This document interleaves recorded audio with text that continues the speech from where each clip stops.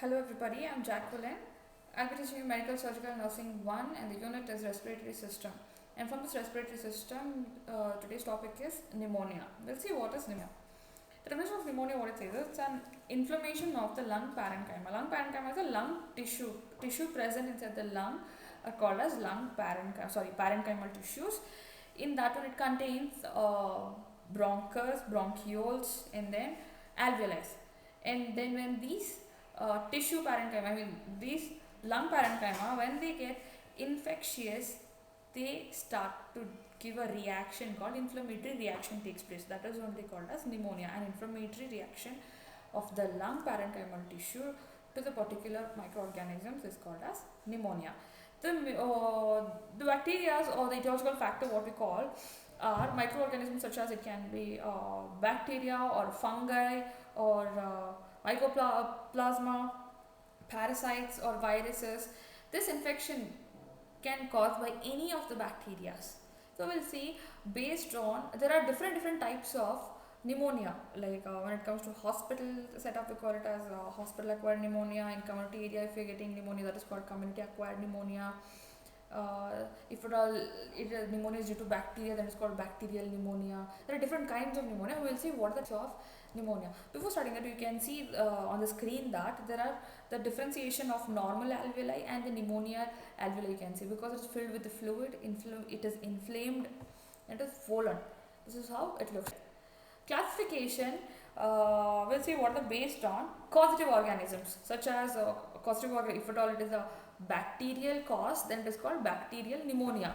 And bacteria such as streptococcus or staphylococcus, influenza, gram negative. Usually people think influenza is a virus, but influenza is a bacteria, which should be very clear. That is Haemophilus influenza.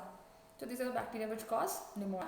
And when it comes to virus, that is viral pneumonia such as rhinovirus, coronavirus, influenza virus, respiratory virus, others such as adenovirus, etc.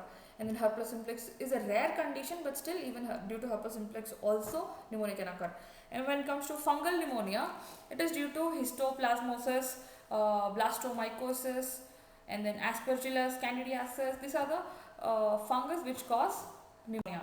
And when it comes to parasite, it is called parasitic pneumonia, and parasites which are responsible for pneumonia are protozoa, nematodes, and then helminths. These are the common which cause pneumonia.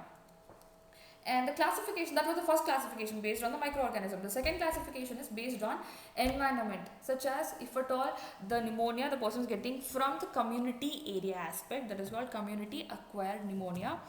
If the person is acquiring pneumonia in hospital setup, such as people who get admitted in hospital with no history of or no present history or present medical history of pneumonia after getting admitted to hospital due to some other patient, the other person might get infected through that kind of pneumonia is called as hospital acquired pneumonia. And then people who are immunocompromised such as HIV or diabetes or there are many other different immunocompromised people who are very much prone to get diseases. So pneumonia is one of the most common from them.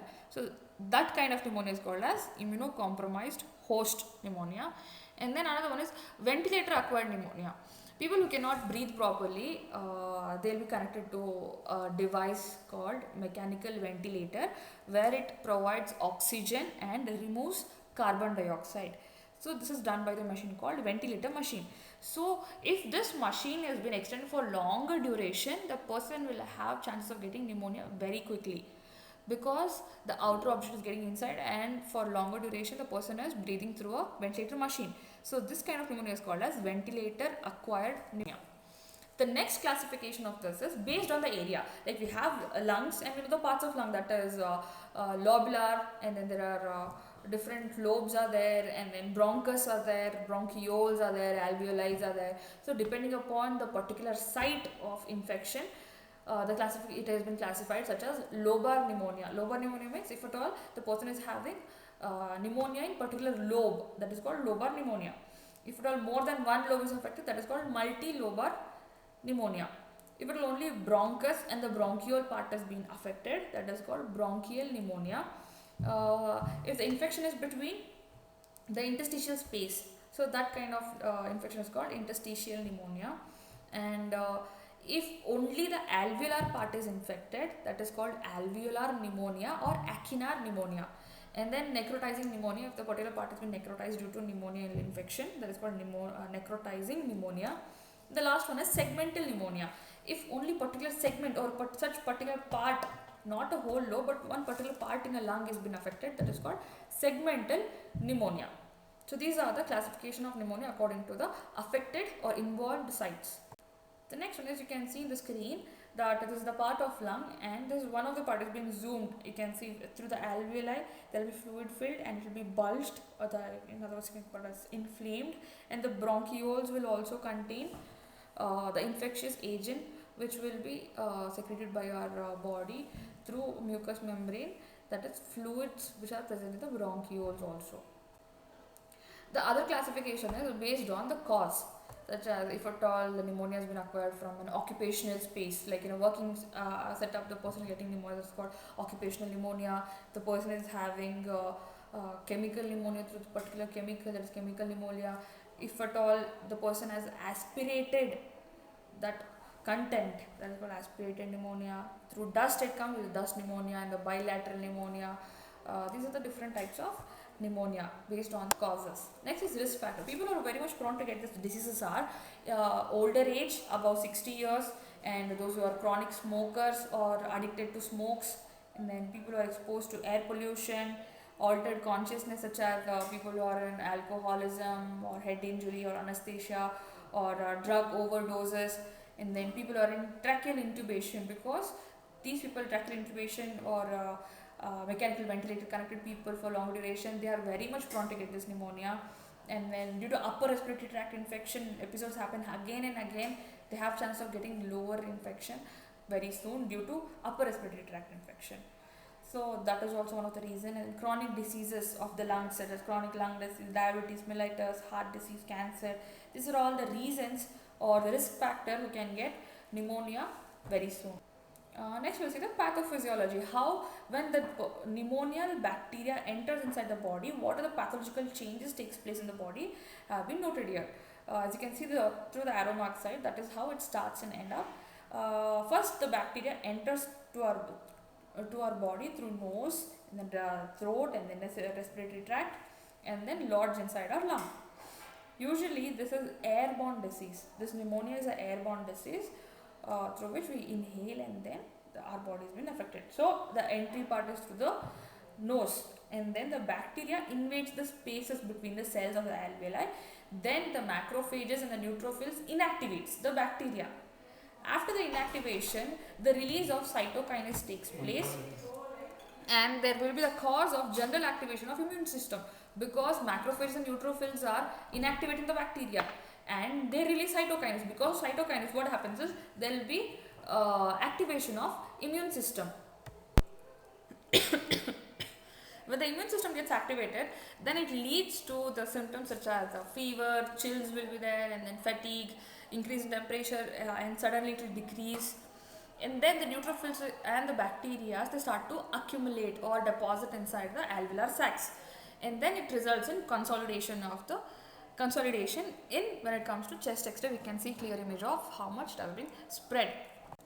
Now we'll see what are the pathological that is a clinical manifestation. What are the signs and symptoms takes place during this infection. First will be the fever, and then malaise, fatigue will be there, chills, sweating, productive cough, shortness of breath, pleuritic chest pain. That is when the person coughs or he feels chest tightness, and there will be knife stabbing pain.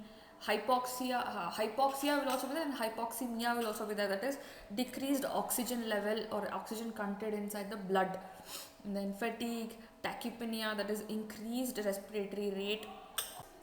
And other symptoms such as hemoptysis, blood in sputum we call it as, and then dyspnea, difficulty in breathing, tachypnea, headache, crackle sound when we auscultate, dullness on percussion can be seen, decreased breath sound, and then unequal chest expansion can be seen. The other diagnostic, how to find out this pneumonia is, first one through physical examination, history collection, And then in his history collection, we'll be asking the patient like whether he had repeated episodes of upper respiratory tract infections or any other immunological, immunosuppressed diseases. Chest X-ray can be done, through which we can find out what particular part has been affected. Gram staining culture should be done to find out, particularly for sputum, to find out what particular microorganism is causing this infection. Blood test will be done, immunological test will be done, and then CT scan, transtracheal aspiration. Transtracheal is through the trachea, they'll aspirate the content, that fluid will be taken out, and then that will be sent for culture. Fibro-optic bronchoscopy will be done to visualize the bronchus part by inserting a tube with a camera through the nasal part will be done. And then this is also called, through this procedure itself, transcutaneous needle aspiration can be done, that is also called as biopsy, where the particular tissue, affected tissue, has been scraped out and will be sent for testing. And then transcutaneous oxygen level analysis will also be done, that is called ABG, arterial blood gas analysis will be done to find out the level of oxygen inside the blood. The other treatment, the treatment given for this particular pneumonia is broad spectrum of antibiotics will be given, as you can see in the screen, that is amoxicillin, ceftriaxone, and then combination will be given, and then other antiviral drugs will be given. Then the other management such as oxygen therapy will be done, nutritional management or nutrition support will be given to the patient.